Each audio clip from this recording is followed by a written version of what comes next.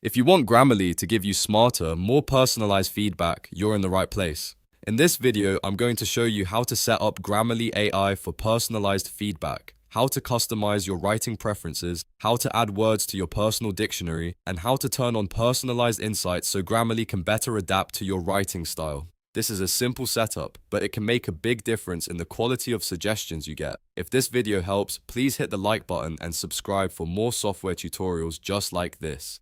Alright, let's get started. First, go to app.grammarly.com in your browser and sign into your Grammarly account. Once you're inside the dashboard, click on a document to open it. This is where Grammarly starts learning more about the kind of writing you want help with. Now look for the writing preferences or tone settings inside the document. Here, you'll want to choose your audience. For example, you can set it to general if you want broad suggestions, knowledgeable if you're writing for a more informed reader, or expert if you want Grammarly to tailor the feedback for advanced level content. Next, choose the formality level. You can keep it informal, set it to neutral, or switch to formal depending on the type of writing you're doing. Then select your domain. Grammarly may give you options like academic, business, or creative, and this helps the AI understand the context of your writing even better. Once these preferences are selected, Grammarly will rewrite and refine suggestions based on the settings you chose.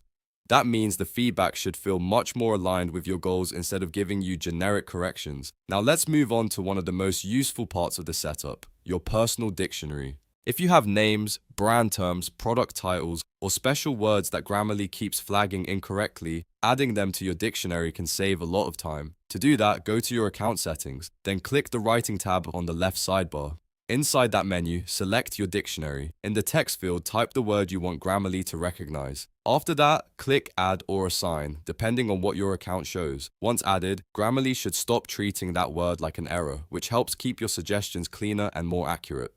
The next step is turning on personalized insights. This setting helps Grammarly provide more tailored recommendations by using information from your activity and writing patterns. To do this, go into Settings, then find Feature Customization and turn on Personalized Insights.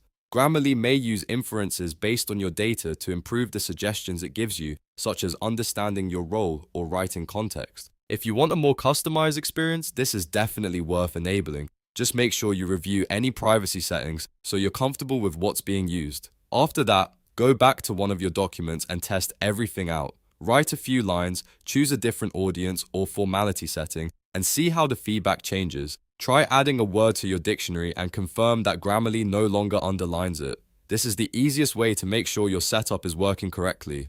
And that's it. You've now set up Grammarly AI for personalized feedback, customized your writing preferences, added words to your personal dictionary, and enabled personalized insights. If you found this tutorial helpful, don't forget to like the video and subscribe for more step-by-step software guides. Thanks for watching, and I'll see you in the next one.